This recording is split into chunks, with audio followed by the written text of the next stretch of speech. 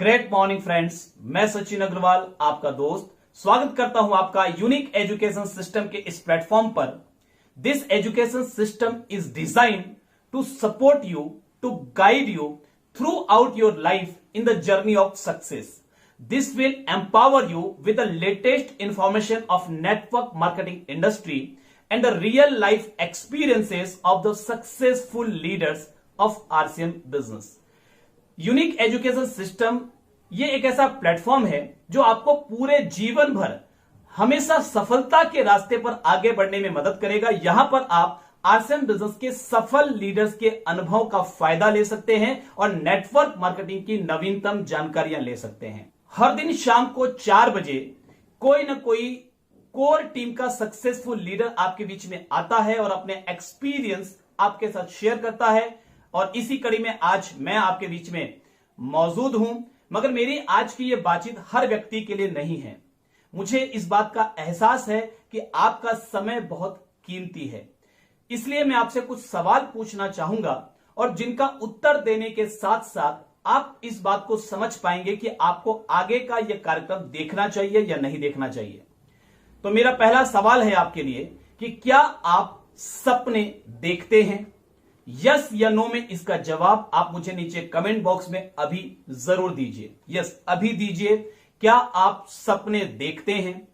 क्या आप बहुत सारा पैसा कमाना चाहते हैं? क्या आप एक बेहतरीन जिंदगी जीना चाहते हैं? यस या नो आप कमेंट में मुझे इसका उत्तर जरूर दीजिए. क्या आप अपने बच्चों को सबसे बढ़िया एजुकेशन दिलवाना चाहते हैं? क्या आप एक शानदार लग्जरी कार खरीदना चाहते हैं? क्या आप एक शानदार मकान खुद का बनाना चाहते हैं? क्या आप अपने पूरे परिवार को पूरा हिंदुस्तान और पूरी दुनिया घुमाना चाहते हैं? क्या आप कर्ज मुक्त जीवन जीना चाहते हैं? क्या आप एक सुरक्षित आय का जरिया चाहते हैं? एक ऐसी आय जो अभी जैसे कोरोना का समय है तो हम सबकी इनकम प्रभावित है. बाजार में अगर हम बाजार की बात करें, लोगों की नौकरियां जा रही है, लोगों का व्यापार प्रभावित हो रहा है. क्या आप चाहते हैं कि एक ऐसी इनकम आपको आने लगे जिस पर किसी कोरोना का प्रभाव ना पड़े, किसी महामारी का प्रभाव ना पड़े, किसी भी तेजी मंदी का प्रभाव ना पड़े, हम जीवन के साथ भी उस आय को ले सके और हमारे जीवन के बाद भी हमारे परिवार को वो आय आती रहे? और क्या इन सब चीजों को हासिल करने के लिए आप कुछ नया सीखने और थोड़ा अपने अंदर बदलाव लाने के लिए तैयार हैं? क्या आप थोड़ी एक्स्ट्रा मेहनत कुछ समय के लिए करने के लिए तैयार हैं? और क्या आप खुले दिमाग से नए विचारों को सुनने समझने के लिए तैयार हैं? यदि आपका जवाब हां में है तो मैं आपको बहुत बहुत बधाई देना चाहता हूं. आज की ये मीटिंग आप ही के लिए है और मुझे इस बात का एहसास है कि आने वाले समय में आपके जीवन के अध्याय में आज का यह दिन सुनहरे दिन के रूप में जाना जाएगा. तो आइए हम बातचीत की शुरुआत करते हैं. फ्रेंड्स, क्या आपको मालूम है कि दुनिया की 95% संपत्ति 5% लोगों के पास है और बची हुई 5% संपत्ति के लिए हम सभी 95% लोग दिन रात मेहनत कर रहे हैं. जी हां, आपने बिल्कुल ठीक सुना कि वो 5% लोग 95% संपत्ति यानी मैक्सिमम संपत्ति का आनंद ले रहे हैं, मैक्सिमम पैसे का आनंद ले रहे हैं और हम सभी 95% लोग, इतना बड़ा मास, उस बची हुई 5% संपत्ति के लिए, उस बचे हुए 5% पैसे के लिए दिन रात मेहनत कर रहे हैं. हम इसके लिए नौकरी करते हैं या हम व्यापार करते हैं या हम खेती बाड़ी मजदूरी करते हैं या हम किसी प्रोफेशन में होंगे, डॉक्टर, इंजीनियर, चार्टर्ड अकाउंटेंट होंगे या फिर हम कोई अन्य कार्य करते होंगे. हम बहुत मेहनत करते हैं, सुबह से शाम तक मेहनत करते हैं, पूरी जिंदगी मेहनत करते हैं. हम पैसों के पीछे भागते हैं और इस भागदौड़ में हमारा परिवार पीछे रह जाता है, हमारे रिश्तेदार, हमारे घर वाले पीछे रह जाते हैं, हम उनको वक्त नहीं दे पाते और हमारा जीवन, हमारा स्वास्थ्य पीछे रह जाता है. मगर मेरा एक सवाल है आपसे कि क्या पैसा हमारे हाथ आता है? क्या आपके पास अभी इतना पर्याप्त पैसा है कि आप अपने परिवार की हर जरूरत को पूरा कर सकें और किसी भी चीज को खरीदने से पहले आप अपना बजट चेक ना करें, सीधे अगर चीज पसंद आए आप उसको लेकर आ जाएं? क्या इतना पर्याप्त पैसा आपके पास है? मेहनत तो बहुत कर रहे हैं, लेकिन क्या इतना पर्याप्त पैसा है? क्या पर्याप्त समय है कि आप अपने परिवार को पर्याप्त समय दें? देखिए, आपके बच्चे यदि आज छोटे हैं और आप उनको आज समय नहीं देंगे, क्योंकि उनका ये बचपन वापस तो देखिए आएगा नहीं. बच्चे आज छोटे हैं, कल 10 साल 20 साल के बाद आपके पास मान लीजिए समय होता भी है, तो क्या ये बच्चों का बचपन वापस आएगा? आज उनके साथ आपको खेलना है, तो यदि आज आप उनको समय नहीं दे पा रहे, तो क्या आपको लगता है कि जब वो बड़े हो जाएंगे तो वो आपको समय देंगे?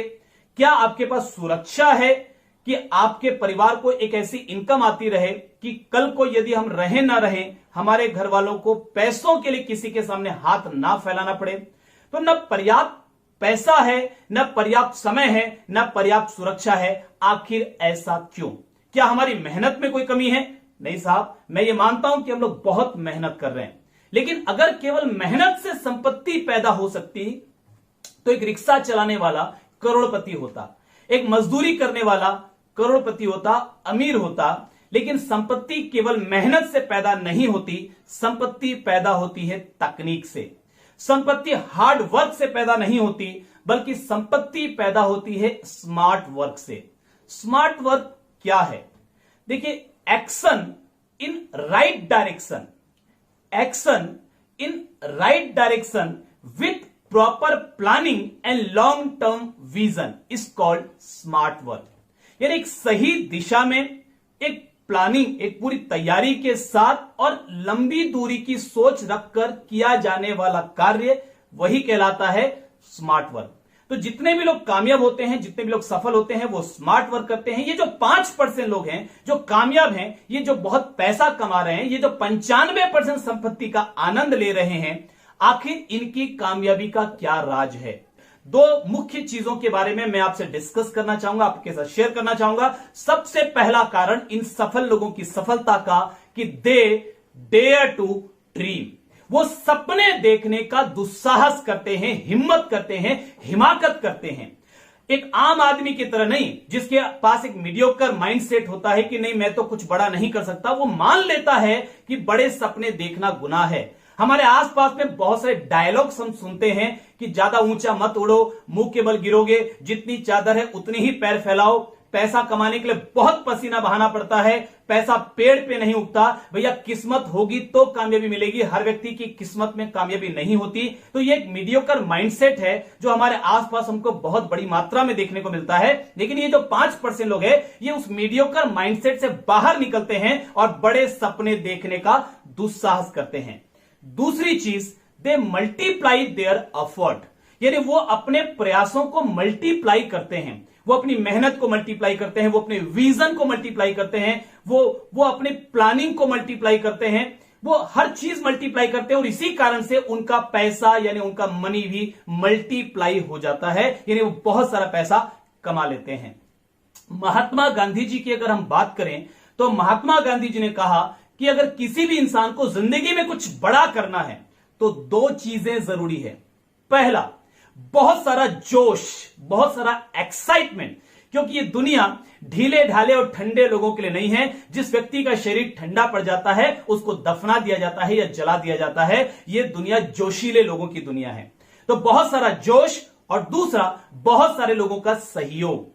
देखिए, कोई भी व्यक्ति अकेला कोई बहुत बड़ा काम नहीं कर सकता। हां, वो अकेला शुरुआत कर सकता है और उसके इरादों में अगर मजबूती होगी तो उसके साथ धीरे धीरे बहुत सारे लोग आएंगे।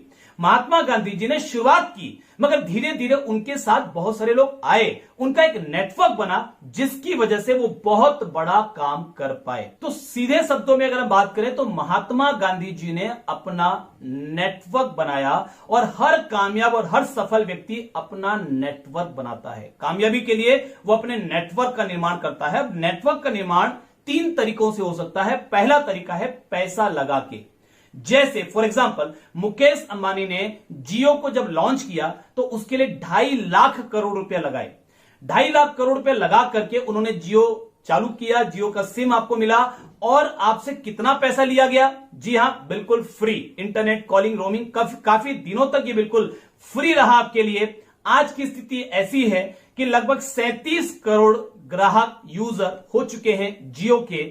हर ग्राहक अगर 200 रुपए भी महीने का एवरेज में रिचार्ज कराता है तो 7,400 करोड़ रुपया महीने का रेवेन्यू आता है। साल की बात करें तो लगभग 90,000 करोड़ रुपया होता है।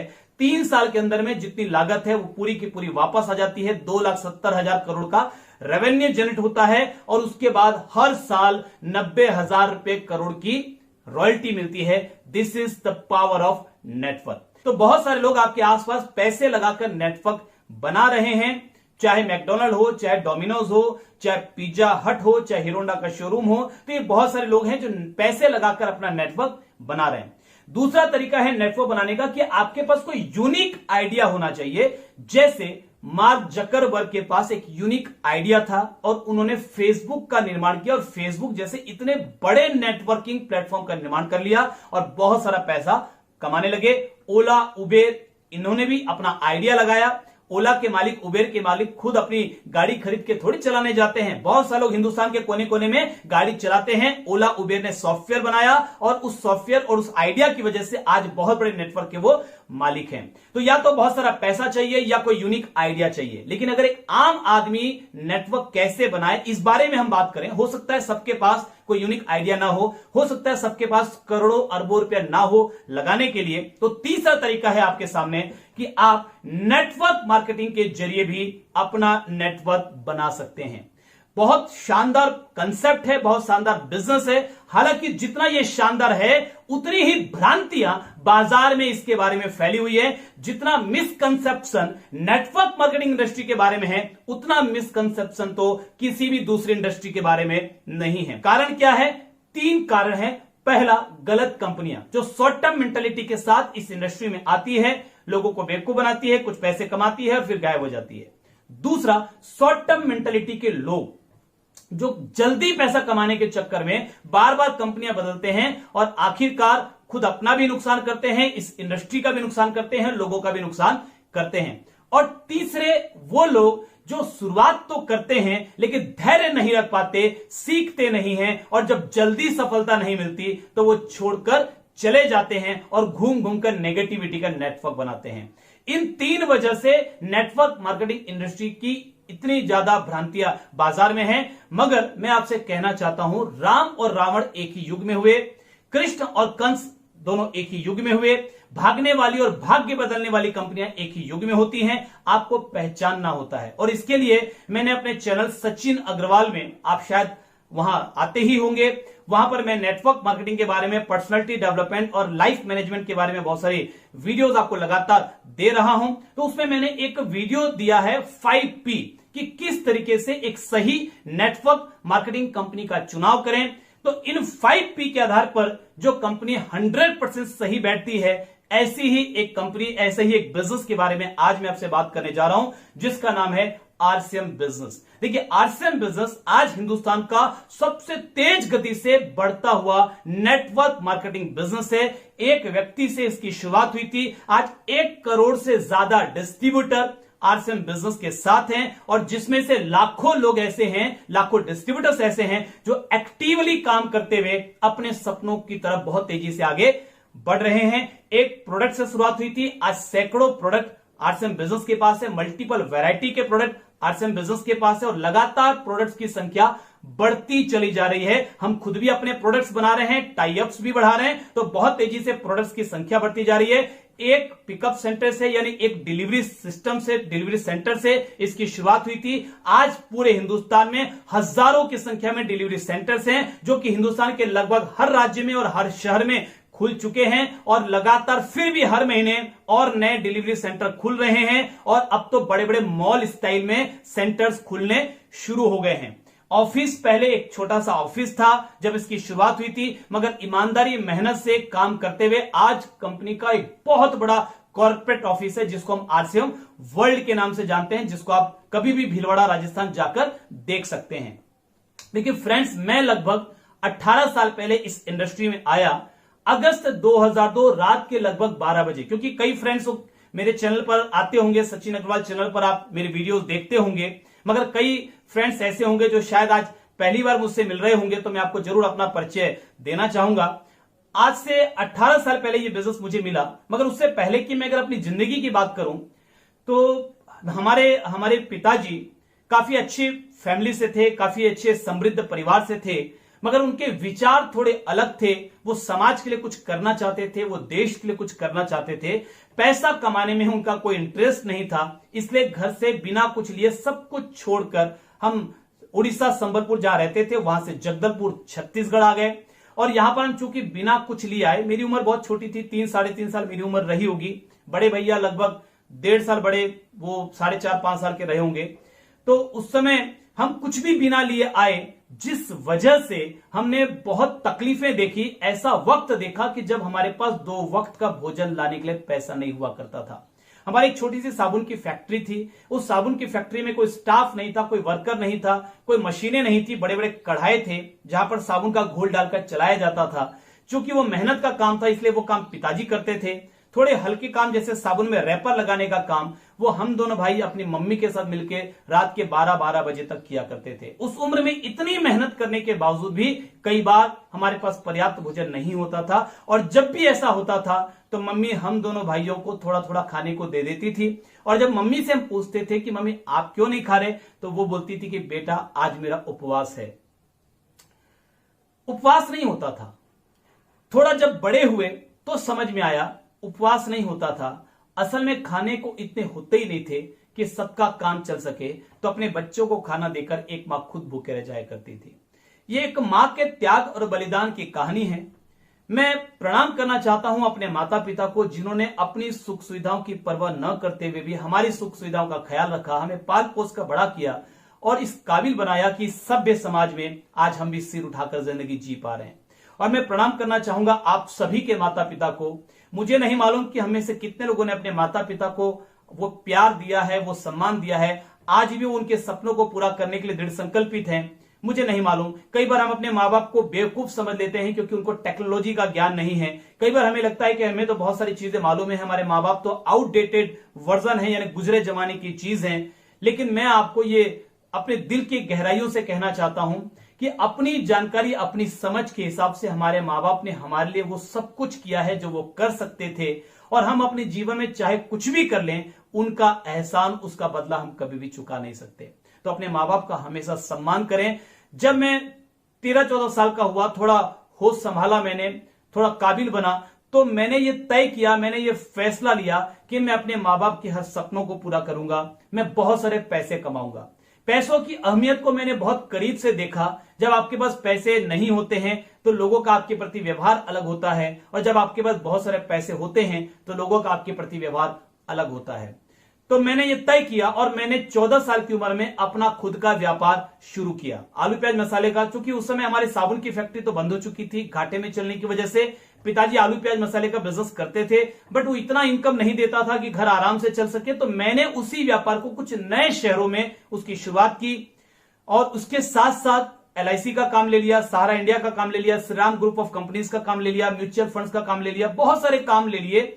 सुबह 4-4:30 बजे मैं उठता था, 5-5:30 बजे तक मैं नहा धोकर तैयार होकर निकल जाता था गांव की तरफ, क्योंकि गांव के लोग सुबह सुबह मिलते हैं, फिर अपने खेतों में निकल जाते हैं या किसी दुकानदारी पे निकल जाते हैं या अपनी नौकरी पे निकल जाते हैं। 9-9:30 बजे तक मैं इंश्योरेंस का काम करके वापस आ जाता था। दिन भर आलू प्याज की सप्लाई होती थी।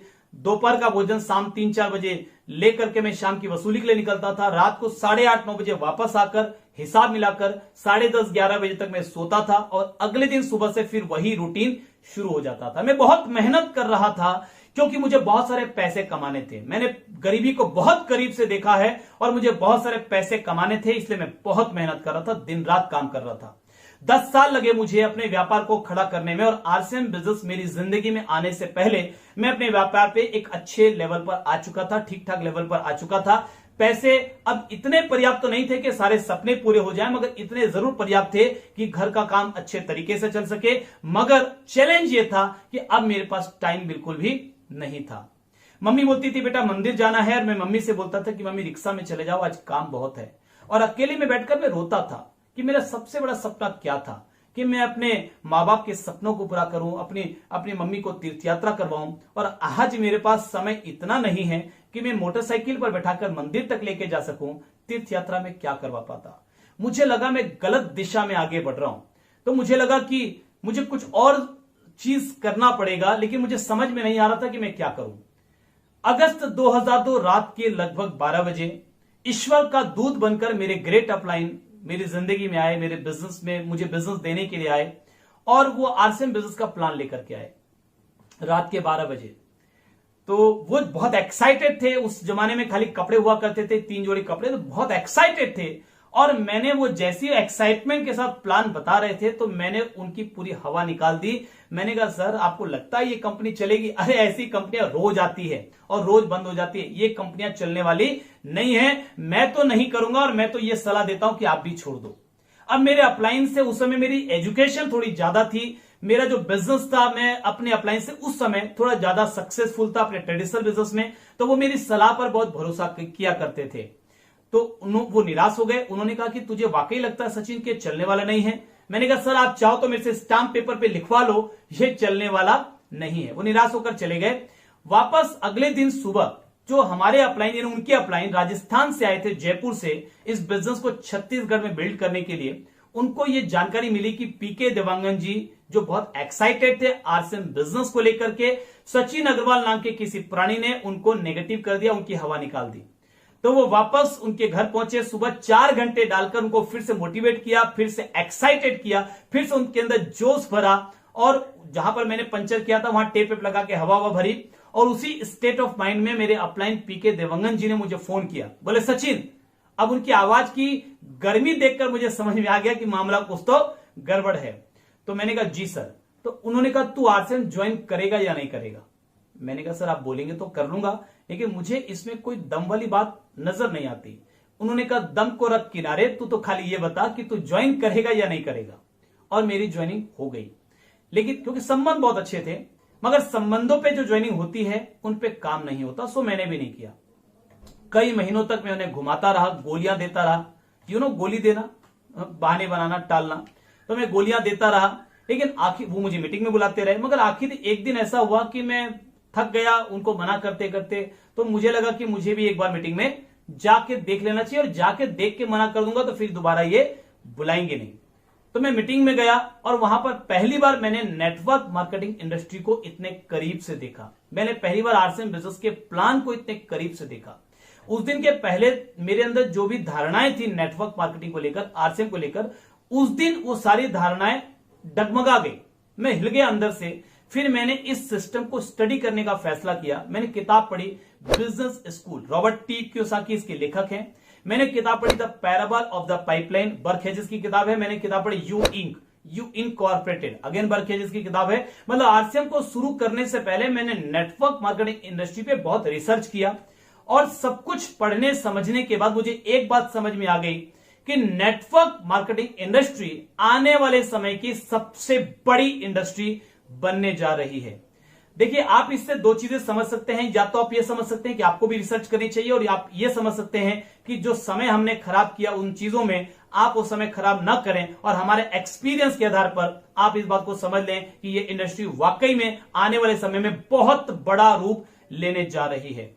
तो जब मुझे समझ में आया कि इंडस्ट्री वाकई बहुत बड़ी होने जा रही है, तो फिर मेरे मन में एक सवाल उठा कि ऐसा क्यों है कि कुछ लोग तो बहुत एक्साइटेड हैं, कुछ लोग इसके बारे में लेकिन बहुत डरते हैं, कुछ लोग इसका नाम लेने से।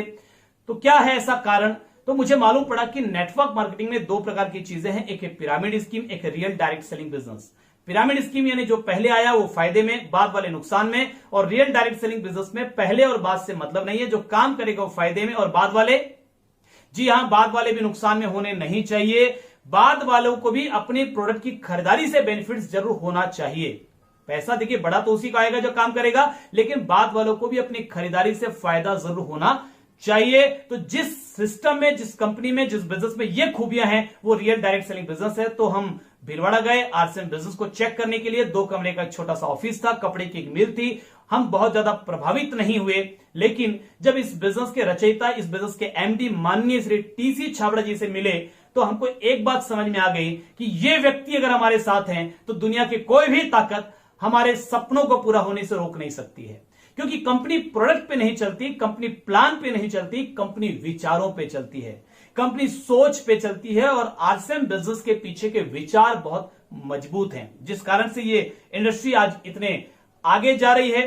तो आप भी इस इंडस्ट्री की शुरुआत कीजिए। मैं आपको इस बिजनेस में कामयाब होने के 4 नियम बता देता हूं। आरसीएम बिजनेस में यदि आपने ज्वाइन करने का फैसला किया और आप आरसीएम बिजनेस की शुरुआत करते हैं तो ये 4 चीजों का अगर आप ध्यान रखेंगे तो आप बहुत बड़ी कामयाबी ले सकते हैं। सबसे पहला रीजन, यानी आपका कारण स्पष्ट होना चाहिए कि आप ये बिजनेस अगर कर रहे हैं तो क्यों करना चाहते हैं, क्यों कर रहे हैं। देखिए, कारण अगर स्पष्ट नहीं होगा तो आप रास्ते में आने वाली नेगेटिविटी का सामना नहीं कर पाएंगे, आने वाली मुश्किलों का सामना नहीं कर पाएंगे, आने वाली चुनौती का सामना नहीं कर पाएंगे, क्योंकि कई लोग नेटवर्क मार्केटिंग को नहीं समझेंगे। कई लोग नेटवर्क मार्केटिंग को लेकर आज भी नेगेटिव हैं, वो धारणाओं के आधार जीवन जीते हैं, और धारणाएं अक्सर आधी अधूरी जानकारी के आधार पर बनी होती हैं, और आने वाले समय में धारणाएं गलत साबित हो जाती है, मगर जो वक्त गुजर जाता है वो कभी लौट कर नहीं आता। मैं भी नेटवर्क मार्केटिंग के बारे में एक धारणा बनाकर चल रहा था, लेकिन उस दिन मेरी आंखें खुली और मैंने इस बिजनेस की शुरुआत की। आपको भी ऐसे बहुत सारे लोग मिलेंगे जो धारणाओं के आधार पर जीवन जीते हैं। उनसे आप जब सामना करेंगे, उस नेगेटिविटी को जब आप फेस करेंगे, तो आपके ड्रीम्स ही आपकी मदद करेंगे, और कोई चीज आपको उतनी ज्यादा हेल्प नहीं कर पाएगी जितने आपके ड्रीम्स। मैंने शुरुआत में, बिजनेस की शुरुआत में, अपने अपलाइन के बोलने पर अपने सपनों को लिखकर घर की दीवार पर टांग दिया। मैंने पहला सपना लिखा, छोटे भाई को बड़ी से बड़ी, ऊंची से ऊंची पढ़ाई करवाना। हम 3 भाई हैं, श्याम अग्रवाल मेरे बड़े भाई, मैं और छोटा भाई विकास अग्रवाल। तो हम दोनों भाई तो किसी तरीके से थोड़ा बहुत पढ़ गए, बहुत ज्यादा बड़ी पढ़ाई हमने नहीं की, मगर छोटा भाई हम ये चाहते थे कि हम वो बड़ी से बड़ी पढ़ाई करें। जो पैसे की कमी हमारे सामने आई, वो कमी उसके सामने हम नहीं आने देंगे। हमारा ये पहला सपना था। फिर दूसरा सपना था कि अपने मम्मी को पूरे भारत में तीर्थ यात्रा करवानी है, सारे पिताजी के कर्जे चुकाने हैं, एक बढ़िया सी कार लेनी है, बढ़िया सा मकान बनाना है, एक बढ़िया मान सम्मान का जीवन जीना है, खूब सारे पैसे कमाने। तो बहुत सारे सपने हमने लाइन से लिखे और घर की दीवार पर चिपका दिए। अब जब मैं किसी से मिलता था, मेरे जो अपने करीबी दोस्त हैं, उनमें से कई ऐसे दोस्त थे जिन्होंने मुझे मना किया बिजनेस के लिए, और कई दोस्तों ने तो यहां तक बोला कि सचिन, अगर तू आरसीएम बिजनेस की बात करेगा तो तू हमारे पास मिलने मत आना। तो जब वो नेगेटिविटी आती थी, कई बार मैं घर में आता था और मुझे लगता था कि मुझे अब ये बिजनेस आगे नहीं करना चाहिए।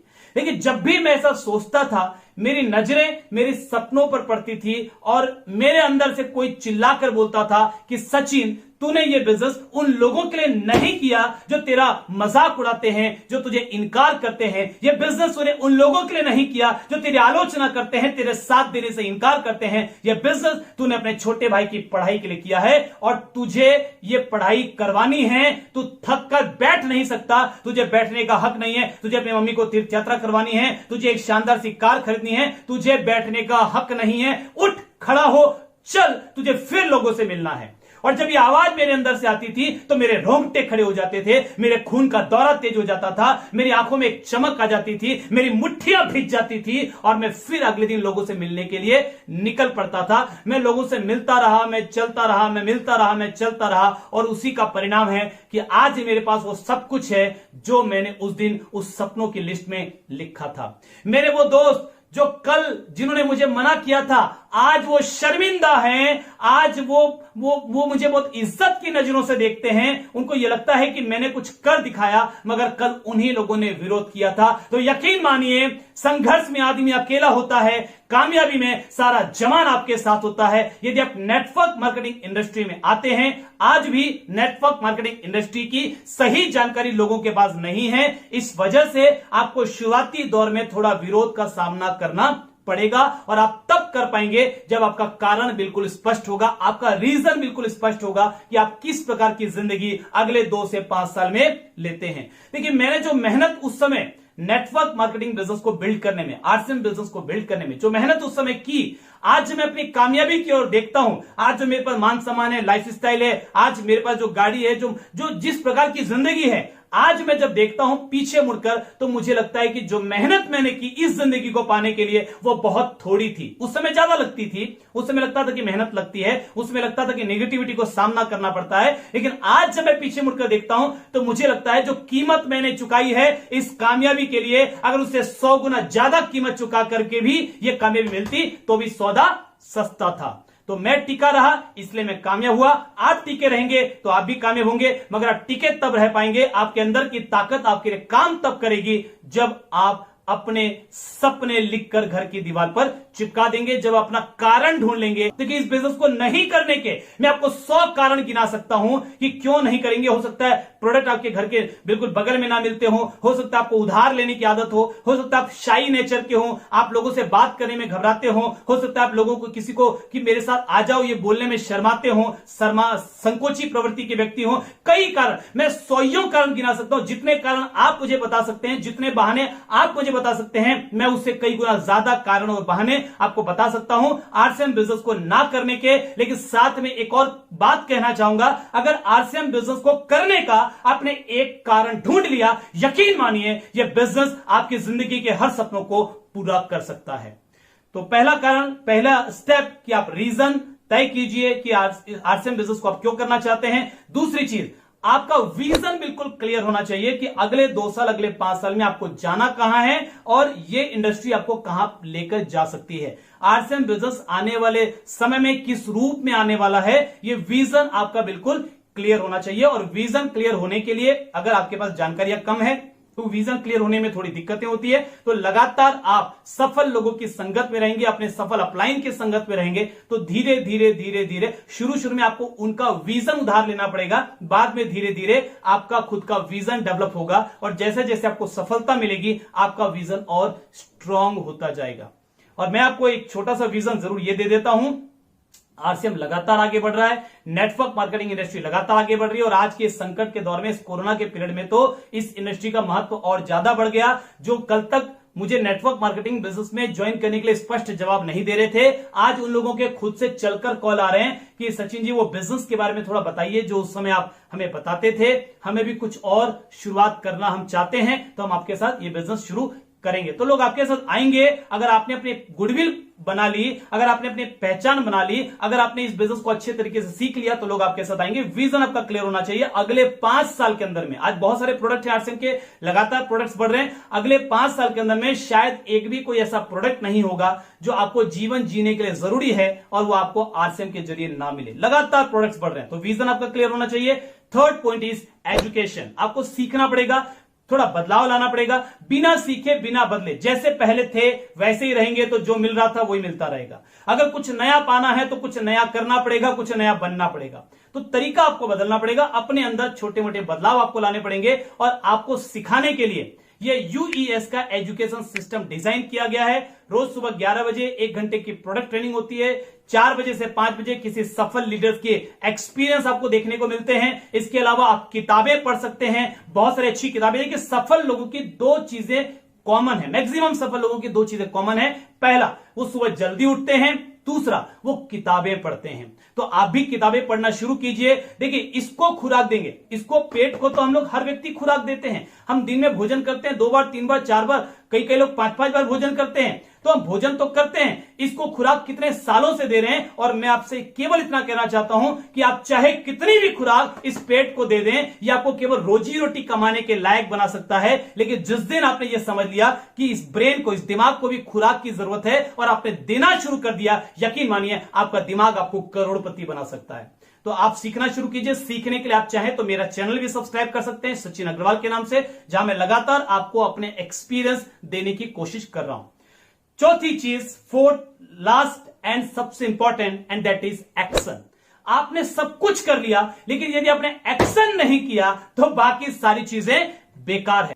आप 6 बेसिक्स, 8 4 स्टेप, 7 कार्डिनल्स का पता लगाइए। अपने अपलाइन के सानिध्य में रह करके आप इस सिस्टम को सीखना शुरू कीजिए और उसके हिसाब से आप एक्शन लेना शुरू कीजिए, उसके हिसाब से आप काम करना शुरू कीजिए। शुरू में अपलाइन की कुछ बातें आपकी समझ में नहीं आएंगी, सिस्टम की कुछ बातें आपको थोड़ी अलग प्रकार की लगेगी कि इसकी जरूरत क्या है, आप उसका महत्व समझ नहीं पाएंगे। लेकिन मैं आपको अपने 18 साल के एक्सपीरियंस के आधार पर यह बोलना चाहता हूं कि सिस्टम इज इंपॉर्टेंट। सिस्टम महत्वपूर्ण है, मैं महत्वपूर्ण नहीं हूं, कोई और व्यक्ति महत्वपूर्ण नहीं है, महत्वपूर्ण है सिस्टम। यदि हम सिस्टम को फॉलो करें तो कामयाबी बहुत बड़ी मिल सकती है। फॉर एग्जांपल, बंदूक की गोली आप किसी को फेंक कर मारिए, क्या होगा? कुछ नहीं होगा सर, छोटा सा खरोच लग सकता है, थोड़ा बहुत चोट आ सकती है, ज्यादा कुछ होने वाला नहीं है। लेकिन वही गोली अगर आप बंदूक में भरकर अगर फायर करें तो क्या होगा? जी हां, कुछ भी हो सकता है। गोली वही है, गोली वही है। पूछना चाहता हूं मैं आपसे, क्या फर्क पड़ गया पहले की सिचुएशन में और बाद की सिचुएशन में? जी हां, बंदूक की एक छोटी सी गोली को एक सिस्टम मिल गया तो वो उसकी पावर कई गुना बढ़ गई। आपकी ताकत आपको मालूम है, आपको लगता है 20 साल 30 साल 40 साल 50 साल में जो मैं नहीं कर पाया वो अगले 2 साल में कैसे हो जाएगा, वो अगले 5 साल में कैसे हो जाएगा, क्योंकि अब तक आपके पास आरसीएम के जैसा कोई सिस्टम नहीं था। और अब अगर आपने सिस्टम को ध्यान में रखते हुए एक्शन किया तो यकीन मानिए आपकी ताकत और सिस्टम की ताकत मिलकर आपके जीवन में चमत्कार हो सकता है, आपके सारे सपने पूरे हो सकते हैं। तो सिस्टम के आधार पर काम करना पड़ेगा। जो व्यक्ति अपने तरीके से काम करेगा, सिस्टम से हटकर काम करेगा, उस व्यक्ति को सफलता हासिल करना वो इतना आसान नहीं है, बहुत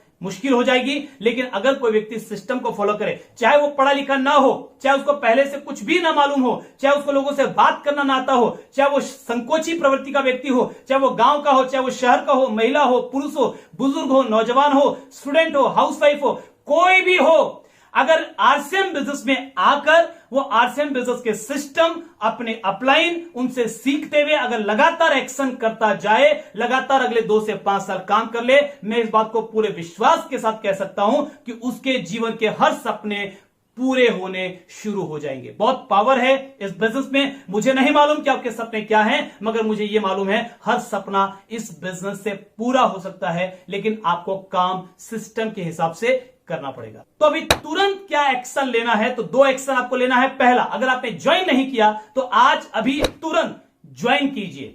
देखिए फ्रेंड्स, कल कभी नहीं आता।